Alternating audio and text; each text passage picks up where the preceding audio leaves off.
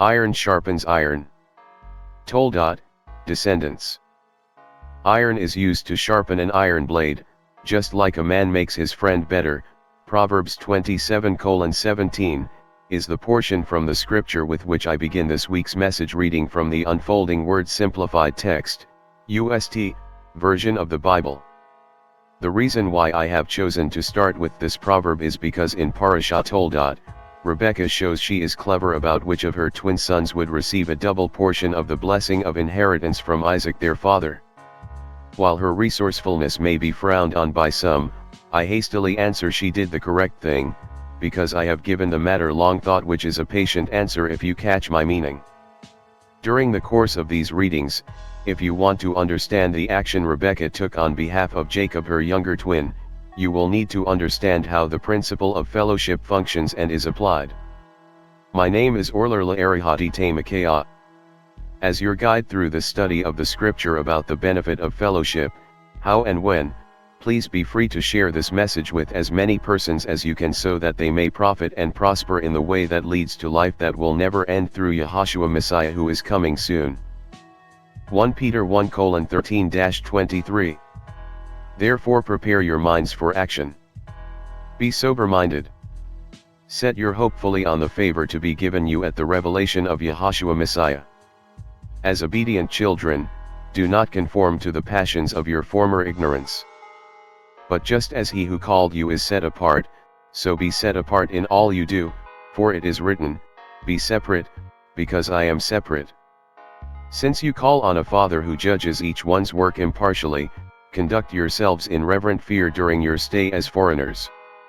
For you know that it was not with perishable things such as silver or gold that you were redeemed from the empty way of life you inherited from your forefathers, but with the precious blood of Messiah, a lamb without blemish or spot.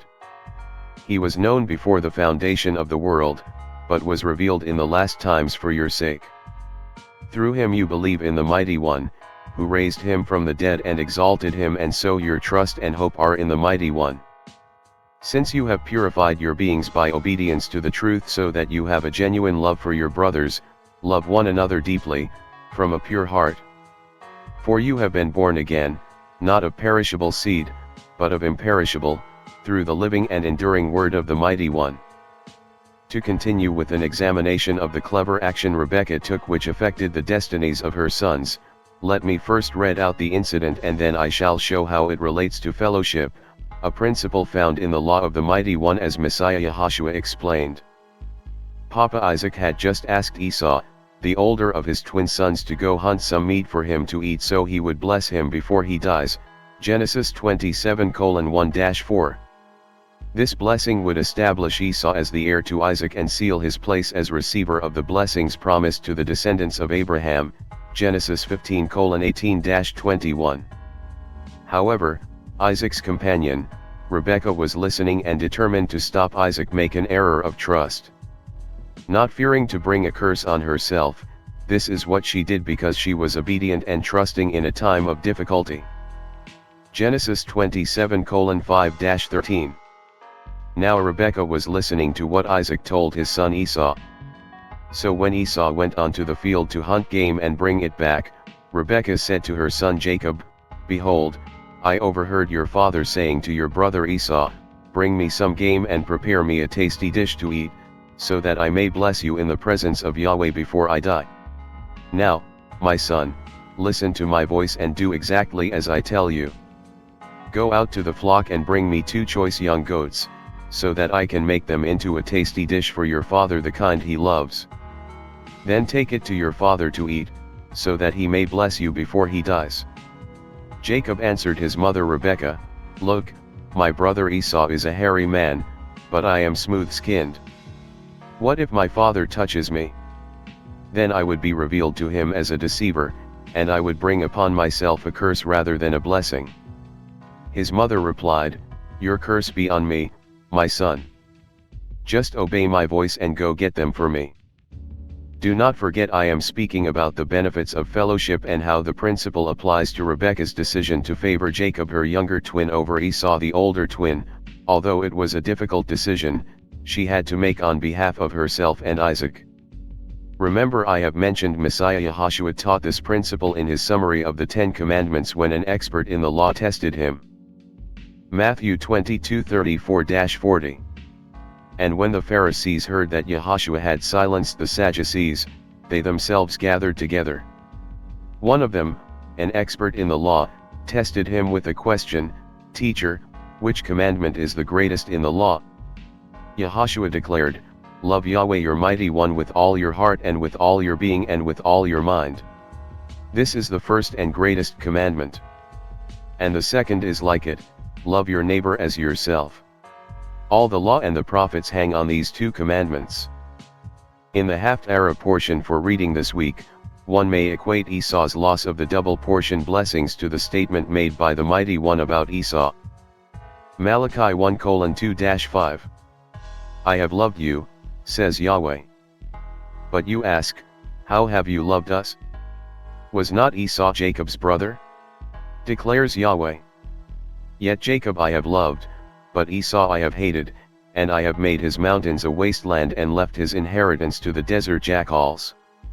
Though Edom may say, we have been devastated, but we will rebuild the ruins, this is what Yahweh of hosts says, they may build, but I will demolish. They will be called the land of wickedness, and a people with whom Yahweh is indignant to times age lasting. You will see this with your own eyes, and you yourselves will say, Yahweh is great even beyond the borders of Israel. The passage you have heard shows you why Rebekah acted in the manner she did concerning who between her twin sons would be blessed with a double portion of the inheritance by their father Isaac.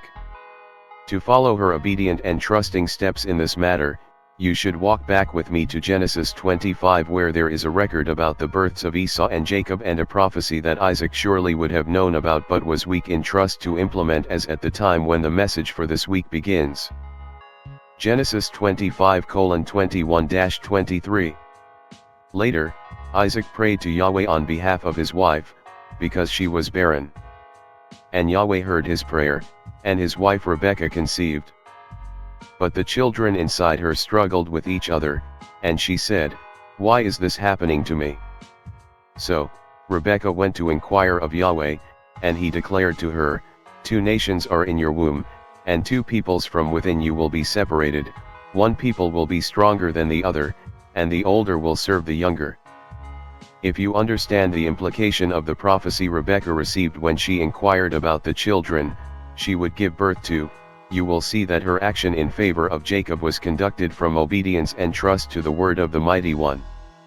This is how and when fellowship benefits all who have come to know the name of the Mighty One through Messiah Yahushua.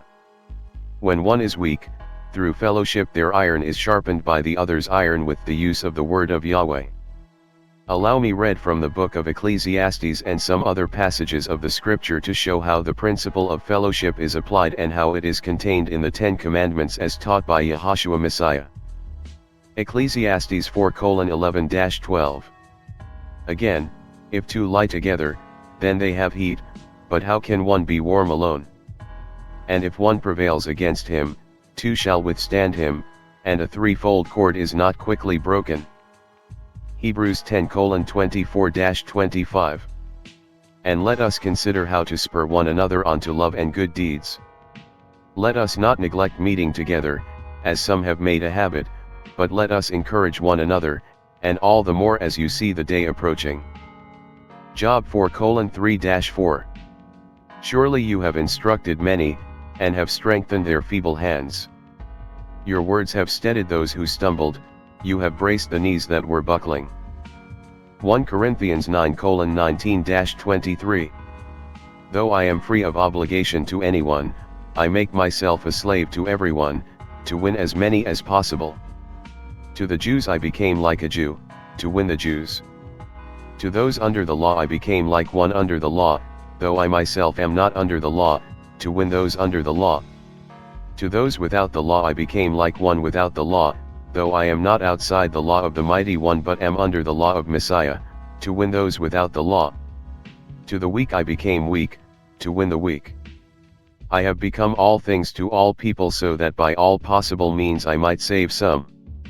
I do all this for the sake of the glad tidings, so that I may share in its blessings. Acts 2:42. And they continued steadfastly in the emissaries' doctrine and fellowship, and in breaking of bread, and in prayers. Matthew 18:19-20. Again, I tell you truly that if two of you on the earth agree about anything you ask for, it will be done for you by my Father in heaven. For where 2 or 3 gather together in my name, there am I with them. How then is the principle of fellowship contained in the 10 Commandments? From Matthew 22:37-40, if you listened carefully to Yahushua's response to the expert in the law, Yahushua declared, "Love Yahweh your mighty one with all your heart and with all your being and with all your mind." This is the first and greatest commandment.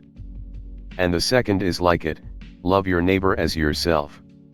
All the law and the prophets hang on these 2 commandments, and read, if anyone says, I love the mighty one, but hates his brother, he is a liar. For anyone who does not love his brother, whom he has seen, cannot love the mighty one, whom he has not seen. And we have this commandment from him, whoever loves the mighty one must love his brother as well. 1 John 4:20-21. You should begin to see an agreement which is a union of at least 2, as in the relationship between Isaac and Rebekah. One side of the commandments is incomplete without the other. Both sides of the 10 Commandments, just as iron sharpens iron, function as a whole much in the same way Rebekah stepped in to correct Isaac's error in love. Love is known through obedience to the Mighty One's instructions, as the Scripture teaches. 1 Corinthians 13:1-3. If I speak in the tongues of men and of Malachim, but have not love, I am only a ringing gong or a clanging cymbal. If I have the gift of prophecy and can fathom all mysteries and all knowledge, and if I have absolute trust so as to move mountains, but have not love, I am nothing. If I give all I possess to the poor and exult in the surrender of my body, but have not love, I gain nothing. 1 John 1:6-7. If we say we have fellowship with him yet walk in the darkness, we lie and do not practice the truth. But if we walk in the light as he is in the light, we have fellowship with one another, and the blood of Yahushua his Son cleanses us from all sin. 1 John 2:3-5. By this we can be sure that we have come to know him, if we keep his commandments. If anyone says, I know him, but does not keep his commandments, he is a liar, and the truth is not in him. But if anyone keeps his word, the love of the Mighty One has been truly perfected in him. By this we know that we are in him. Therefore, Rebekah's action in persuading Jacob to act like his brother Esau as to get Isaac's double portion blessings was based on the prophecy she received before they were born. In obeying the word of the prophecy and acting on its demands, she positioned Jacob its intended recipient for the first of several irrevocable blessings. Her belief shows the importance of fellowship among believers and how it strengthens obedience and trust. Genesis 27:24-27. Again he asked, Are you really my son Esau? And he replied, I am. Serve me, said Isaac, and let me eat some of my son's game, so that I may bless you. Jacob brought it to him, and he ate. Then he brought him wine, and he drank. Then his father Isaac said to him, Please come near and kiss me, my son. So he came near and kissed him. When Isaac smelled his clothing, he blessed him and said, Ah, the smell of my son is like the smell of a field that Yahweh has blessed. Here are some useful thoughts. Fellowship is when 2 or 3 believers come together in the name of Yahushua Messiah. This coming together may happen at any time. Fellowship is where the iron of a believer's trust is sharpened by the iron of other believers' trust. All of whom must be walking in Yahushua Messiah. During fellowship, Scripture is useful for instruction, for conviction, for correction, and for training in righteousness, so that the man of the Mighty One may be complete, fully equipped for every good work. 2 Timothy 3:16-17.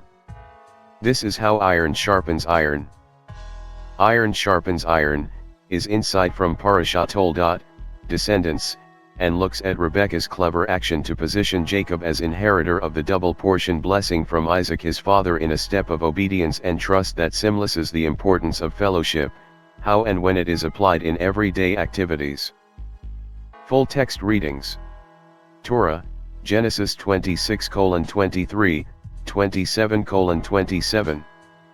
Haftarah, Malachi 1:1-2:7. Thank you for listening and for sharing.